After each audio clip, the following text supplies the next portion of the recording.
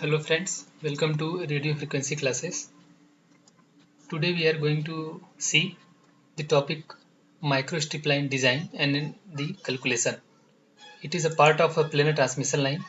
In my previous video I have discussed about the strip line design, which was also a part of planar transmission line. So as we can see, the difference between the strip line and microstrip line is, in the strip line we had two conductors and inside it was sandwiched the signal line or microstrip line. Okay, so all the electric field was confined inside the conductors, but it is not so. Okay, so as I told, for the strip line there are two conductors, but in case of microstrip line we have only one conductor and then ground plane. So electric field goes outside also. So as we seen in the previous lectures, here only concept of epsilon r was involved in the design and calculation. But we'll talk about the microstrip line. The concept of epsilon r will not be sufficient. We'll see further why it is so. As we can see here in the cross section view, that microstrip line is having the electric field and magnetic field in two mediums. Okay, so this electric field goes into the free space also, and it is present inside the dielectric material also. It means whatever electric field or magnetic field is generated, it goes into the two mediums. One medium is dielectric, which is having epsilon r, another medium is free space, which is having epsilon naught. So we have to define a medium which should be having the same dielectric constant. So because of this, it has a quasi nature also. Okay, we cannot say that it is a purely TM wave. So microstrip line supports quasi TM at lower frequency, and at higher frequency, due to the tangential components, it vanishes, and due to dispersive nature, it supports almost TM mode. So because of that, we should define a epsilon r effective, which should be taken for a whole medium. So wherever signal reaches, we should define a medium for which we are going to calculate the design parameters. Moving further, so these are the some important points. Mostly used line in microcircuit design is the microstrip line. And as you can see here, this presents a difficulty. Why? Because unlike a strip line, microstrip has a more than one dielectric in which the EM fields are located. Means one dielectric medium is free space, another one is the dielectric material itself.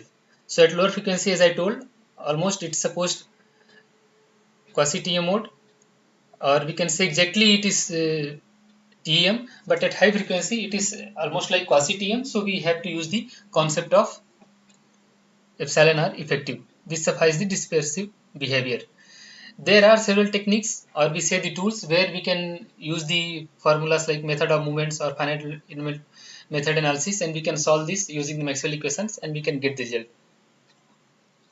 Now moving on to the different properties of the microstrip line. First one is the phase velocity, means how this wave will travel inside the microstrip line. Okay, and what will be the propagation constant. So in case of strip line, it was inversely proportional to epsilon r, but here phase velocity is inversely proportional to epsilon effective, and same way propagation constant is directly proportional to the epsilon effective instead of epsilon r. So how to calculate the epsilon effective? It is an important parameter. Without this we cannot define the phase velocity in beta. So epsilon effective can be easily calculated if we know the epsilon r, thickness of the substrate, and width of the signal line. So width of the signal line and the substrate thickness. Most of the cases substrate thickness will be given to you in the question itself, or while designing you will be knowing this one, and we have to calculate the width by using the formulas. And once we know this thing, we can easily calculate the epsilon effective.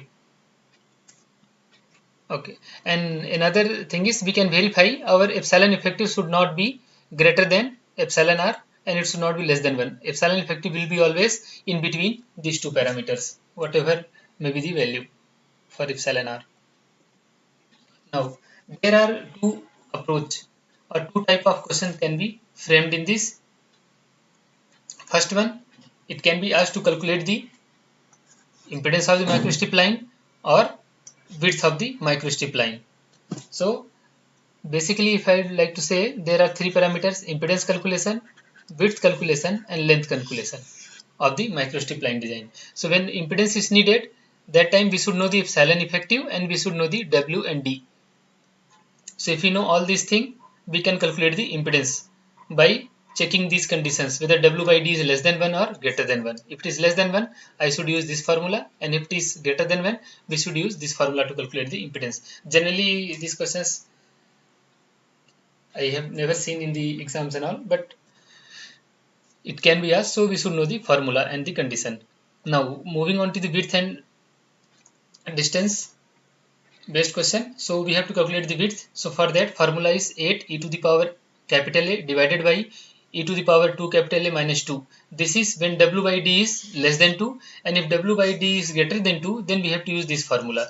So here we can see there are two constants A and B, but it is very easy because these two constants need only epsilon R value and Z naught value. If Z naught is defined for the problem, suppose 50 ohm, epsilon R is defined as 2.2 or 4.4 or any other values, we can easily calculate these two constants. But when we are calculating this, it is not exact formula, it is based on the curve fitting technique. So we have to initially guess. Suppose we are guessing as W by D will be less than 2. Then we should calculate A, use this formula and find out W by D, and see that if it is correct, then it's okay. If not, then again we can go for the second one. We should calculate B, place B values here and epsilon R value and calculate the W by D. And from this you can easily find out the width because D will be known to you. Now, if we are designing microstrip line or strip line or CPW, definitely there is a dielectric and conductor. So there will be two type of attenuation. One is conduction loss, another one is dielectric loss. So these two also should be calculated, and it will be there in the questions, and so we should know the formula how to approach and how to calculate it. So dielectric loss directly can be calculated if you know the K naught value, epsilon R, epsilon effective and tangential loss. So whatever material we will use to design the microstrip line, for that always tangential loss will be defined, epsilon R will be defined, and at what frequency we are operating, that will be needed for calculating K naught wave number, which is nothing but 2 pi by lambda naught. So from here we can calculate the alpha D. Unit is Nepher per meter. Moving on to conductor loss, that material whatever will be the resistivity of that strip will be used to calculate the conduction loss. Z naught is defined 50 ohm, bits will be calculated using the formula, and RS will be calculated from this formula, omega mu naught by 2 sigma. Sigma is the conductivity of the material, whether it is copper or aluminium. Based on this, what is the conductivity of the material? Mu naught is the permeability, dielectric permeability in free space. Omega is 2 pi f. So at what frequency we are using it, we can calculate this surface resistance, and then using this we can calculate the conductor loss, that is also in Nepher per meter. Final is the length calculation of the microstrip line. So this formula, this is called as a electrical length. Beta L is called as a electrical length.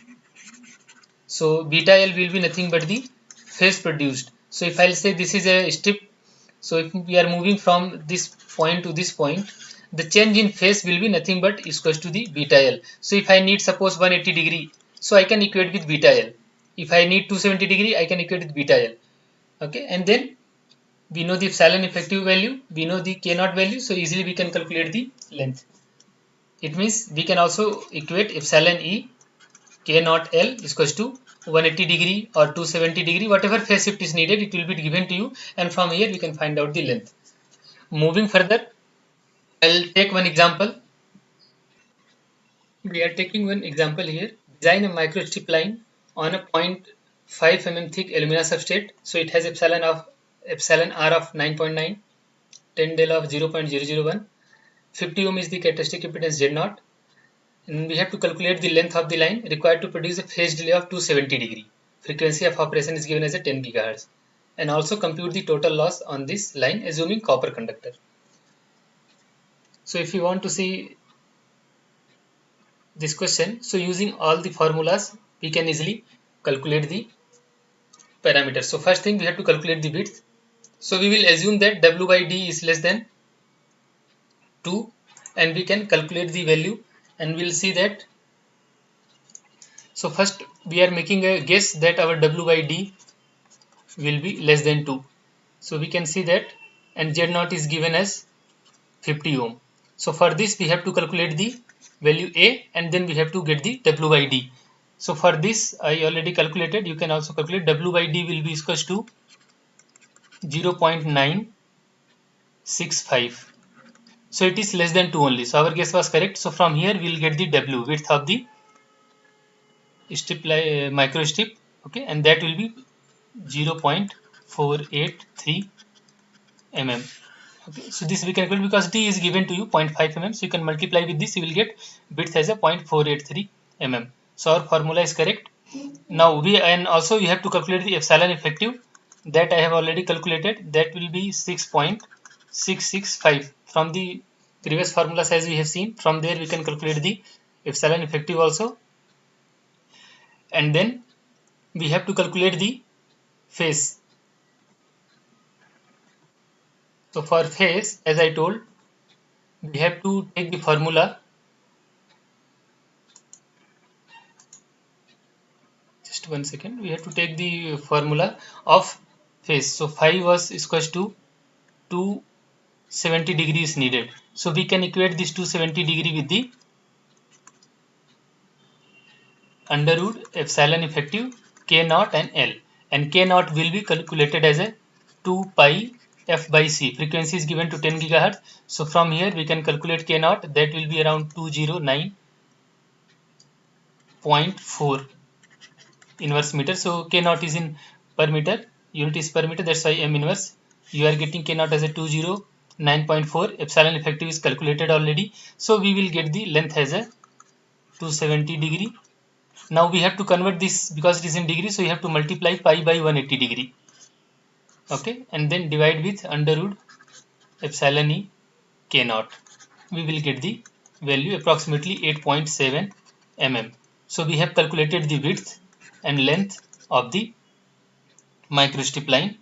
Okay, it was 0.48 mm and length is 8.7 mm. So this way we can design the problems and we can solve the any given problem. Also same way you can find out the attenuation constants for this one because the formula is already given to you.